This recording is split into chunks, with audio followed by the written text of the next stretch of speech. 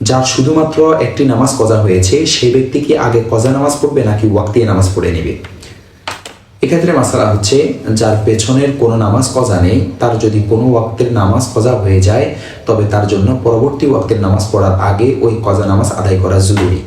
কজা আদায় করতে গিয়ে জামাত ছুটে যাওয়ার আশঙ্কা হলেও তাকে আগে কজাই আদায় করতে হবে, কিন্তু সময় স্বল্পতার দরুন কজা নামাজ আদায় করতে গিয়ে যদি পরবর্তী ওয়াক্তের ফরজ ছুটে যাওয়ার আশঙ্কা হয় তখন ওয়াক্তের নামাজ আগে পড়ে নিতে হবে। হাদিস শরীফের মধ্যে আছে, আব্দুল্লাহ ইবনে ওমর রাদিয়াল্লাহু তাআলা আনহু বলেন, রাসূল সাল্লাল্লাহু আলাইহি ওয়াসাল্লাম বলেছেন, যে ব্যক্তি কোনো ওয়াক্তের নামাজ ওয়াক্তের ভেতর পড়তে ভুলে গেছে অতঃপর ইমামের পিছনে পরবর্তী ওয়াক্তের নামাজ পড়ার সময় তার ওই নামাজের কথা স্মরণ হয়, সে যেন ইমামের সাথে নামাজটি পড়ে নেয়, এরপর যে নামাজটি পড়তে ভুলে গিয়েছিল তা আদায় করে, অতঃপর ইমামের সাথে যে নামাজটি পড়েছে তা আবার পড়ে নেয়। দেখতে পারেন শরহ মাআনিল আসার তোহাবি রহমতুল্লাহি আলাইহির হাদিস নং 2684, মুসান্নিফে আব্দুর রাজ্জাক হাদিস নং 2254।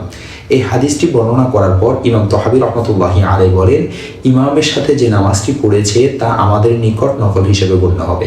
দেখতে পারেন আল মুহিতুল বুরহানি 2 নং খণ্ড 347 নং পৃষ্ঠা, 348 নং পৃষ্ঠা, এভাবে 350 নং পৃষ্ঠা পর্যন্ত দেখতে পারেন।